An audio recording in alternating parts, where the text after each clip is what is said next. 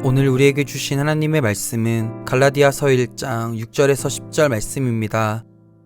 그리스도의 은혜로 너희를 부르신 이를 이같이 속히 떠나 다른 복음을 따르는 것을 내가 이상하게 여기노라. 다른 복음은 없나니 다만 어떤 사람들이 너희를 교란하여 그리스도의 복음을 변하게 하려 함이라. 그러나 우리나 혹은 하늘로부터 온 천사라도 우리가 너희에게 전한 복음 외에 다른 복음을 전하면 저주를 받을지어다. 우리가 전에 말하였거니와 내가 지금 다시 말하노니 만일 누구든지 너희가 받은 것 외에 다른 복음을 전하면 저주를 받을지어다. 이제 내가 사람들에게 좋게 하랴 하나님께 좋게 하랴 사람들에게 기쁨을 구하랴 내가 지금까지 사람들의 기쁨을 구하였다면 그리스도의 종이 아니니라. 오늘 이 말씀에 많은 은혜 받으시기 바랍니다. 바울 서신의 양식에 따라서 앞부분에 이제 1절로부터 5절까지 편지를 받는 사람들에게 인사를 전한 다음에 6절로부터 이제 서신서의 본격적인 내용들이 이제 시작됩니다. 첫 번째 6절을 시작할 때 이렇게 시작하죠. 그리스도의 은혜로 너희를 부르신 이를 이같이 속히 떠나 다른 복음 따르는 것을 내가 이상하게 여기노라. 갈라디아서 같은 경우에는 처음에 인사를 하고 인사한 다음에 들어가는 일종의 내용의 시작이 갈라디아 교인들을 향한 어떤 칭찬이라든지 또 위로라든지 뭐 이런 내용이 없습니다. 바울이 충분한 예절이 있음에도 불구하고 지금 갈라디아 교회에 편지를 쓸 때는 사실은 부드러운 언사가 아닙니다. 어떤 내용을 쓰냐면 여러분들이 속히 떠나 있다 이렇게 표현하죠. 여기 속히는 시간상으로 빨리죠. 빨리 떠나 있다. 누구로부터 떠나 있냐면 너희를 부르신 이를 떠나 있다. 너희를 부르신 이는 누군가요? 1절에서 얘기하는 것처럼 나는 사람으로부터 난 것이 아니고 하나님으로부터 나왔다 이렇게 표현했으니까 이는 하나님께서 너희를 부르셨다 이렇게 볼 수 있는 거죠. 첫 번째로 얘기하는 것은 하나님을 너무 빨리 떠났다 이렇게 표현합니다. 뭐 교회라는 것이 또 신앙이라는 것이 하나님을 잘 믿기 위해서 모인 사람들인데 하나님을 잘 믿기 위해서 모인 사람들이 하나님을 떠났다고 표현하는 거죠. 떠났다는 표현은 뭘 얘기하나요? 하나님의 사람이 아니다라는 극단적인 표현일 수도 있고 또 그들의 성향이 하나님을 가까이 하는 게 아니라 하나님으로부터 멀어진다는 표현입니다. 굉장히 의미 있는 일종의 질책입니다. 책망입니다. 바울이 실제로 공개적으로 다른 사람을 책망하거나 비난하는 것이 그렇게 많지 않은데 여기 보면 책망하는 것 보게 됩니다. 또 하나는 뭐냐면 내가 이상하게 여긴다 이렇게 표현하죠. 너희들이 다른 복음을 따르는 것을 내가 이상하게 여긴다. 이상하게 여긴다는 표현은 조금 더 정확하게 우리말로 옮기면 나는 크게 놀랐다 이런 표현입니다. 두 가지 제가 단어를 얘기한 것 속히 떠났다. 내가 참 이상하게 여긴다.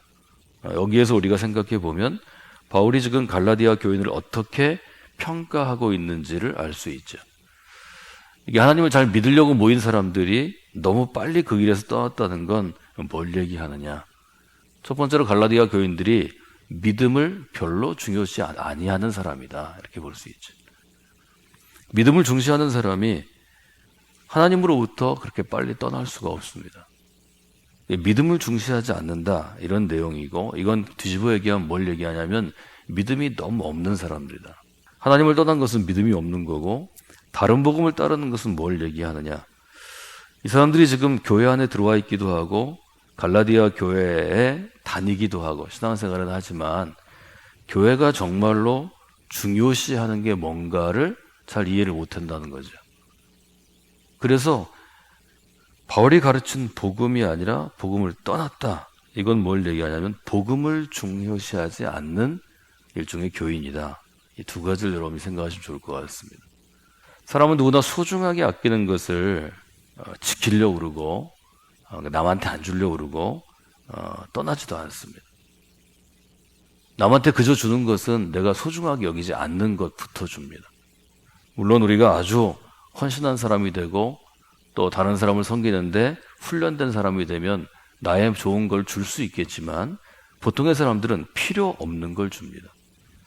말하자면 지금 갈라디아 교인들은 믿음 생활을 그렇게 중요하게 여기지도 않고 교회 안에 있는데 복음을 잘 모른다는 거죠. 여러분, 결국 우리가 교회 안에 있다는 것은 뭘 의미하나요? 우리는 결국 복음의 사람 되기 위해서 이 자리에 있는 것입니다. 복음이 우리의 신앙의 중심에 있지 않다면 우리가 다른 종교를 만들면 됩니다. 아니면 그게 싫으면 교회에서 떠나면 됩니다. 교회는 그리스도의 교회입니다. 예수님의 교회입니다. 우리는 예수님의 사람입니다. 그래서 갈라디아서를 읽으면서 우리가 물어보는 거죠. 나는 그리스도의 사람인데 복음은 결국 그리스도의 삶이죠. 그리스도의 존재 이유죠. 정말 예수님의 복음을 중시하고 있는가? 이 질문을 분명하게 해주는 책이 갈라디아서입니다. 첫 번째로 우리가 생각할 건 뭐냐면 나는 복음을 중요시하고 있는가? 내 인생에서 복음은 과연 첫째 관심 영역입니다. 우리가 우선순위라는 말을 우리가 살고 있는 세대에 굉장히 많이 쓰고 있는데 이 첫 번째 우선순위인가? 그거 여러분들이 보셔야 된다는 거죠. 두 번째로 이제 여러분이 생각하실 것은 무엇인가 하면 다른 복음이라는 단어입니다. 이 다른 복음이라는 단어는 갈라디아서가 갖고 있는 아주 특별한 단어입니다. 바울은 7절에 그렇게 표현합니다. 다른 복음은 없습니다. 이렇게 아주 분명하게 표현합니다. 바울이 이제 물론 글을 쓸 때 굉장히 단호하게 쓰고 명쾌하게 씁니다. 다른 복음은 없습니다. 이게 지금 바울이 갈라디아의 교인들에게 강조하는 강조점입니다. 다른 복음이라는 말은 뭘 의미하나요? 다른 복음이 있다는 것은 진짜 복음이 있다는 거고 이 진짜와는 다른 게 있다는 거죠. 좀 더 쉽게 얘기하면 이 진짜 복음이냐 다른 복음이라는 건 뭐냐 가짜 복음이냐 하는 것입니다. 그러니까 진짜와 다르면 가짜다. 아주 분명하게 지금 바울은 사실은 나누고 있는 것입니다. 다만 가짜 그러면 다른 복음을 따르는 사람들에게 너무 크게 충격을 주거나 또 상처를 줄 수 있기 때문에 그들이 진짜 복음으로 돌아와야 되기 때문에 다른이란 말을 쓴 것 같습니다. 가짜란 말을 안 쓰고요. 진짜 복음이 있고 다른 복음이 있다는 거죠. 그러면 그리스도인들이 진짜 복음으로 출발했지만 다른 복음에도 매력을 느끼느냐? 이 부분을 저희가 생각해 봐야 되죠. 처음이 출발이 다르면 우리는 쉽게 구분할 수 있습니다. 이거는 바른 신앙이 아니구나. 다른 복음의 특징은 뭐냐면 처음 출발이 똑같다는 데 있죠. 예수 그리스도로부터 시작합니다. 중간까지 갈 때는 잘 모릅니다. 출발도 똑같고 가는 것도 비슷한데 중간 이후로 가면 달라지기 시작합니다. 그런데 처음에서 중간까지는 여기서 빠져나올 수 있는데 중간 이후는 이미 너무 깊이 들어와서 빠져나오기 어렵습니다. 이건 어떤 모임도 마찬가지고 어떤 사상도 마찬가지고 우리의 삶도 마찬가지입니다. 처음에 완전히 빠지기 전에 구별할 수 있어야 되죠. 그런데 모든 다른 복음의 출발은 처음에는 똑같습니다. 그래서 저희가 다른 복음을 얘기할 때 복음 플러스 something이라고 여러분에게 말씀드렸습니다. 복음을 완전히 부정하는 게 아니라 복음에서 출발해서 무엇을 추가하는 쪽으로 갑니다. 사람이 특별히 이 추가할 때 something은 뭘로 시작되냐면 우리가 싫어하는 걸 얘기하지 않습니다. 우리가 신앙적이 아니라고 얘기하는 거 처음에 얘기하지 않습니다. 우리의 욕심이 맞닿아 있는 부분을 추가합니다. 우리가 왜 성령을 따라 사는 삶, 성령의 인도함을 받은 삶을 살려고 노력해야 하고 바울이 그 점에 대해서 분명하게 갈라디아 교인들에게 도전하는가 하면 내 욕심이 닿아 있는 것에 우리의 마음이 더 가기 때문에 사람은 내 욕심을 터치할 때 이것을 이기기 어렵습니다. 세상의 모든 이단은 우리의 욕심을 터치합니다.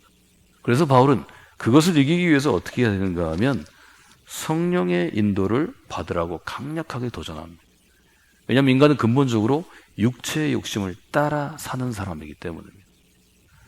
세 번째로 우리가 이 부분에서 볼 수 있는 것은 바울이 평소에 다른 서신을 쓸 때와는 다른 언어를 쓴다는 거죠. 8절 한번 읽어볼까요? 그러나 우리나 혹은 하늘로부터 온 천사라도 우리가 너에게 전한 복음 외에 다른 복음을 전하면 저주를 받을지어다. 바울은 믿는 그리스도인들에게, 교인들에게 좋은 아버지, 좋은 어머니가 되려고 노력합니다. 바울의 부모님이 어떠는지는 저희가 잘 모르겠지만 바울은 어쨌든 유모와 같은 심정으로 내가 교인들을 키우려고 노력한다, 이렇게 얘기하는 마음이 따뜻한 사람입니다. 그런데 교인들을 향해서 뭐라고 얘기하면 저주를 받을 거다. 굉장히 무서운 얘기합니다. 아마 갈라디아서에서만 우리가 볼 수 있는 내용입니다.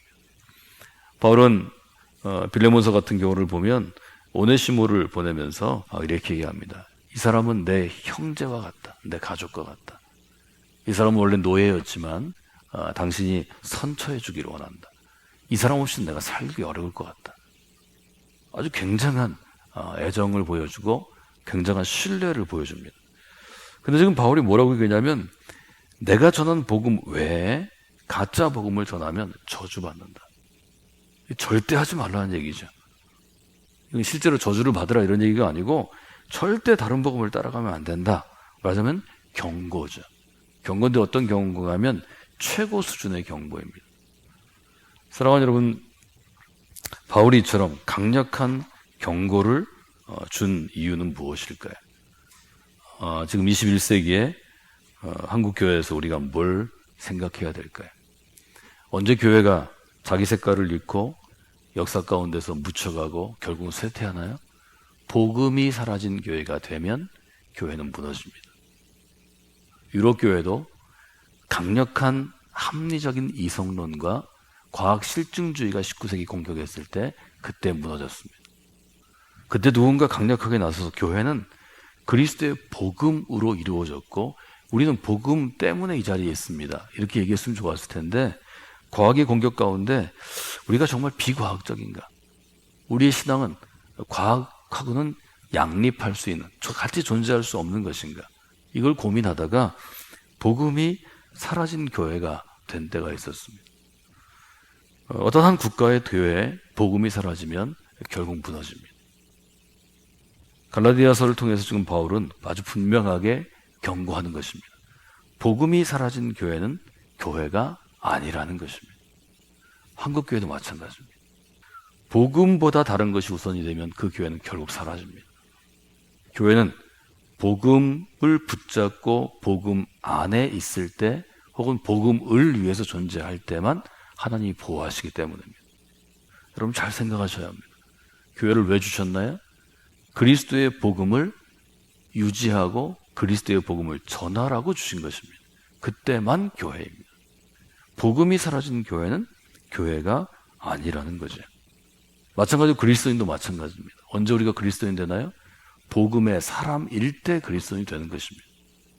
복음 플러스 알파에서 복음 플러스 썸씽에 이 썸씽이 더 중시되면 우리가 그리스도인으로서의 균형을 무너뜨리고 결국 무너지는 것입니다. 우리가 신앙생활을 열심히 하고 하나님의 인도하신 가운데 충실하다면 교회는 영원토록 견고하게 서게 될 것입니다. 우리의 근거, 우리의 토대, 복음이 사라진 교회가 되면 그것은 교회가 아닙니다. 그것은 소망이 없습니다. 내일이 없습니다. 이 점을 아주 분명하게 생각해야 합니다. 교회 안에서 대부분 다른 복음이 나오는 것입니다. 불교가, 이슬람교가, 타 종교가 우리에게 다른 복음을 얘기하지 않습니다. 교회 안에서 복음보다 더 중요한 무엇을 갖고 있는 사람들이 교회 안에서부터 다른 복음을 전하는 것입니다. 여러분 이 점을 잘 생각하셔야 합니다. 우리는 복음이 사라진 교회가 우리 아이들에게 주어지기를 원치 않습니다. 복음 위에 선 교회, 복음으로 말미암은 교회가 아이들에게 주어지기를 원합니다. 여러분 매일 기도하실 때 하나님 우리 교회가 복음을 강력하게 붙잡은 교회가 되게 하소서. 우리 교회 가운데 교인들이, 그리스도인들이 복음의 사람으로 서게 하소서. 이것만 놓고 기도해도 하나님께서 우리 교회 가운데 아주 귀한 역사들을 매일매일 전해주실 것입니다. 여러분 이것을 놓고 기도하는 분들이 되시기를 주님의 이름으로 부탁을 드립니다.